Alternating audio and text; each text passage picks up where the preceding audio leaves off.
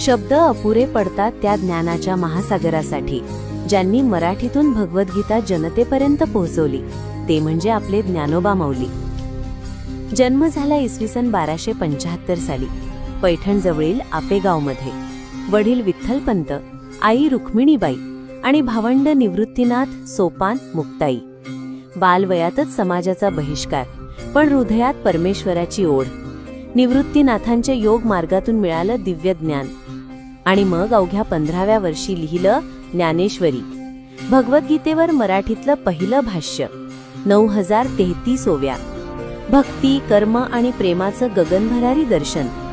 म्हशीला वेद म्हणवले, भिंतीवरून प्रवास केला, पण यामागे होता भक्तीचा, शुद्ध भावनेचा अद्वितीय चमत्कार। इसवी सन 1296 अवघ्या 21व्या वर्षी आळंदी येथे सजीव समाधी घेतली, पण ज्ञानेश्वर माऊली